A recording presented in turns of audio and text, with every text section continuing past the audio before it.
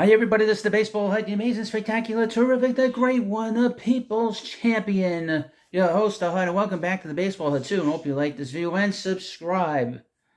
I'm going to talk about the Yankees again and Carlos Rodon. I guess Carlos Rodon is going to go down as the worst contract that was signed last offseason. This guy has been a disaster. Holy hell. Let me just read you a couple things. Just go over him a little bit for this season. This is from Friday night. It's from CBSSports.com. Rodon dropped a 3-8 on the season in Friday's 12-5 loss to the Royals, failing to record an out while allowing 8 runs on 6 hits and 2 walks. Let me say this again.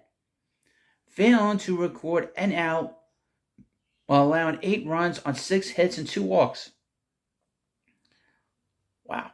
Rodon had put together consecutive quality starts in his previous 2 outings, but failed to record an out and allowing all 8 batters to reach base prior to his removal. He left with the bases loaded and having already allowed 5 runs, but by the time the inning was over, all 8 runners had crossed the plate in what marks the worst outing of his career.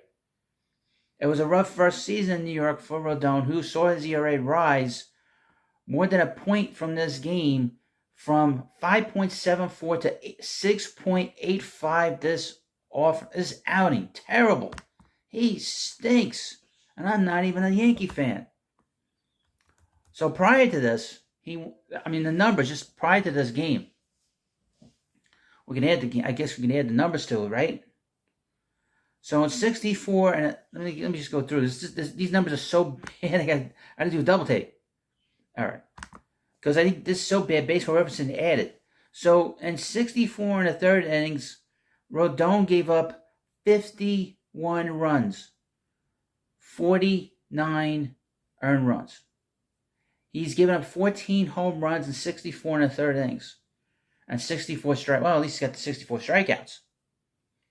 His walks per 9 innings, 3.6, slightly above his career average, and much, much higher than the last 2 years, which was 2.6 walks per 9 innings with the San Francisco Giants last year, and it was 2.4 with the White Sox the year before. Now, he signed a massive contract with the Yankees. Let me go through the contract. I'm looking on Baseball Reference right now. But he signed a massive contract of 6 years, $162 million.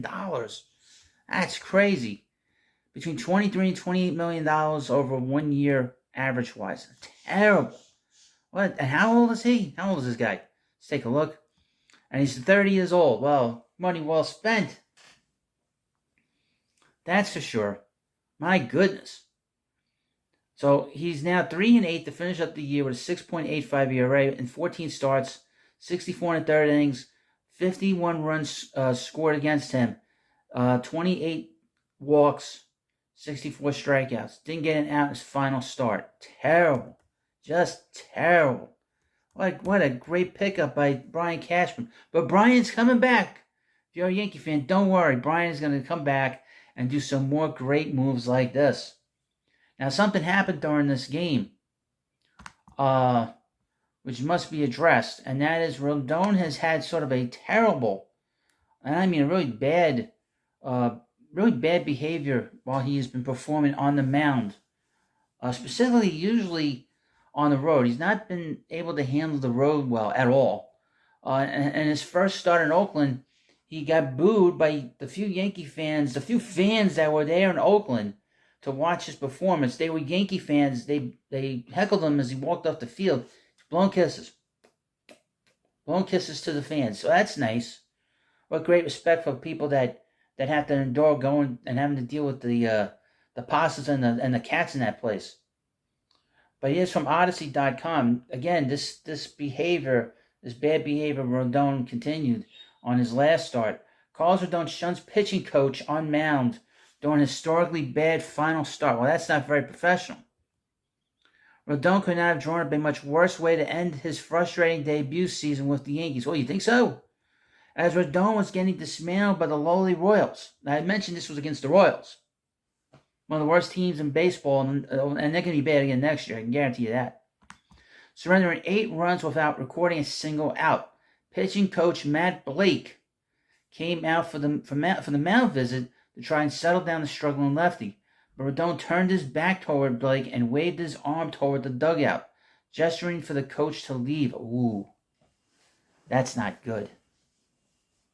Rodon drew heavy criticism on social media and acknowledged that it was a disrespectful response. You think so? Quote, I was just frustrated. He was trying to come out and help, Rodon said. Obviously frustrated with the situation of giving up 5 runs on 5 hits. Well, you gave up 6.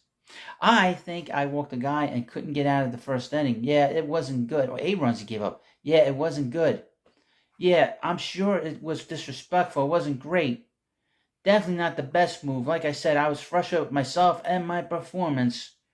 Really embarrassing. And then doing that with Matt coming out trying to help me. I turned my back. I wasn't just in the right mind, that's for sure. That's on me. But why did you do it? Rodon, why'd you do it? Why'd you do it, Carlos? I don't know. Rodon's season included missing extended time of injuries, drawing ire from the fan base after blowing a kiss to an angry fan in Anaheim. I think that was in Oakland. Was that in Oakland? After a rough finish and finishing the first year of his $162 million contract with a 6.85 ERA. Rodon hadn't spoken to Blake by the time he spoke with reporters after the game. He should have spoke to him. Isn't that interesting? He had not spoken to him even after he was taken out of the game. What did he like sit on the bench for a minute, and then when the inning was over, he went to the clubhouse, took a shower, and that was it? What a jerk. This was not one of Brian Cashman's better moves over the years. He's not very good at bringing in big pitchers. He did a good job with Jared Cole. He's done a good job with CC Sabathia. But this guy, he might go down as one of the worst contracts the Yankees ever signed for a player. I don't know of any others that I can think of. This is pretty bad for first year. And there's 5 more years of this, by the way. I'm sure season 2 will be much, much better. Hopefully he can stay on the field for half a year. 14 starts, you get hit with an ERA almost 7? That's terrible. That stinks. But that is what we're dealing with the Yankees. If you're a Yankee fan, this is the kind of stuff, if you're a Yankee fan, you're dealing with. Is a franchise that is a shell of itself. You have an owner that refuses to make any kind of tough decisions. And one of those tough decisions is to fire the general manager and bring in some new fresh blood. The guy's been there 25 years. And sometimes you make moves to make moves. Usually general managers don't last longer than 5-10 years anyway. The fact is he's been in charge for that long. I mean, he wants stability. But I also think this is a lot has to do with Hal watching his father, George, always having firing people. And I think that just the idea of firing people, he can't handle it. But sometimes you got to let people go if you're going to let especially if your franchise is stagnant.